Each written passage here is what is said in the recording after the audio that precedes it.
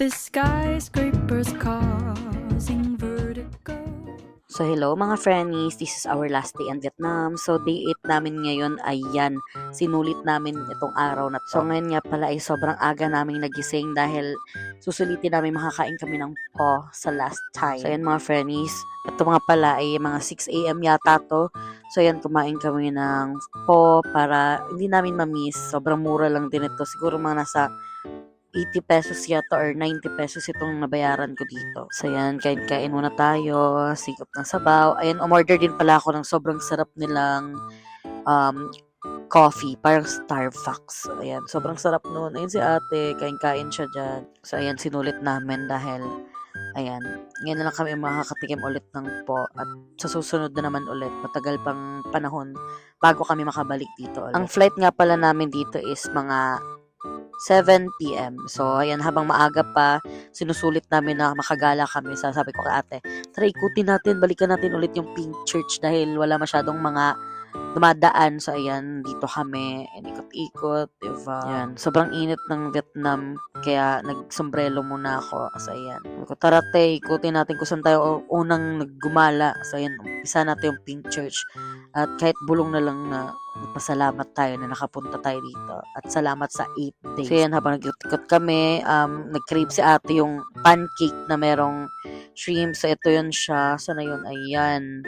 Parang pancake, tapos meron shrimp, tapos parang empanada, Ilocos empanada yung style. So ayan na, habang naghihintay kami ng Grab pa uwi. So ayan yung order namin. So tag 400 yata yan, 400 pesos.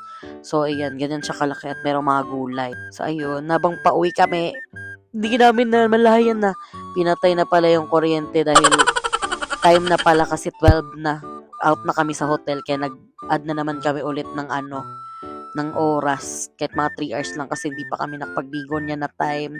So yun, nag-arrange na kami. Sabi ko kay ate, tikman natin yung binili mo dahil nga hindi na natin madadala yan sa airport. So yan mga friendies, meron siyang shrimp, tapos pancake siya, tapos isasawsaw mo yan siya sa suka. So ayan yung, ang sarap niya mga friendies. So parang, hindi ko din alam kung ano yung itsura ko dyan. So ayan, pagtapos namin mga friendies, ito na kami, lalayas na kami. So, ito nga pala yung nakita ko bago kami umuwi. So, ayan, nakita ko lang, kakakita ko lang niya na parang temple siya. So, sobrang ganda dito mga friends sa Vietnam. Sabi ko nga, babalik talaga ako dito.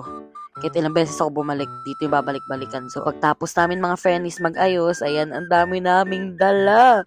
Diyos ko mga friends, naka 70 kilo kaming dalawa ni ate. Hindi na nga kami bumili ng maleta, kaya sako bag na lang yung binili namin. In case na kumulang, ayan, bumili kami ulit ng tag 40 na kilo.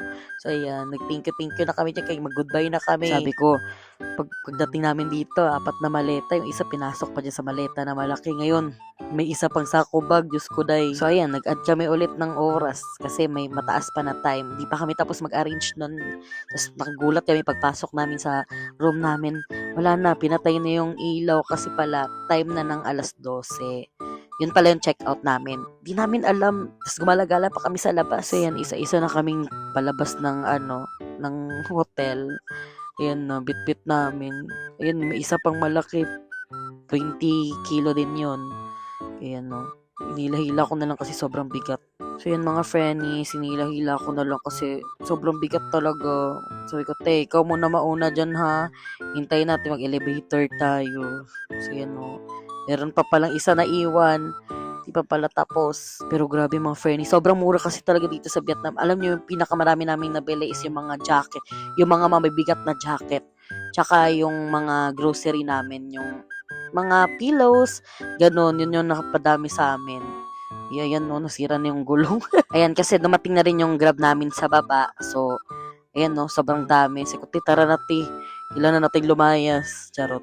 So, ayan mga friendies, sumakay na ako ng Grab kasi nga, napunta na kami ng airport. So, umalis kami dito sa hotel na mga 3 PM kasi nga, pipila pa kami ng immigration no sa airport. So, ayan, hintay lang namin yung oras na dumating kami. So, ayan, bye-bye Vietnam. Kahit ako hanggang ngayon mga friends, namimiss ko mag-Vietnam. Kaya, titignan ko may mabubuk pa ba ako na ticket. So, yung airport nga pala nila dito sa Vietnam, parang Manila lang. Parang yung Ninoy Terminal Airport. Parehas lang sila ng style. Tignan nyo naman, pare-parehas lang sila. Ayun o, tignan nyo. Diba? May Burger King sila, meron silang Po Viet. Ayan. Po Vietnam. Ayan. So, ito nga pala sa airport is mga 5 yata kami nakadating. So, ayan. Cheers. Cheers muna. Last na coffee dito sa Vietnam. Sobrang bilis lang ng pangyayari mga friends. Tignan nyo. Parang kakadating lang namin dito. Tapos uwi na agad kami. So, ayun. Sobrang may miss ko siya. So, sobrang aga namin dito sa airport.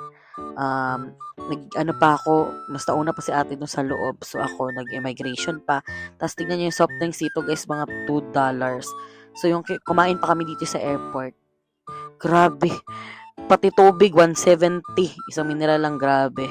So, yan lang, mga friendies. Mamimiss kita, Vietnam. Bye-bye.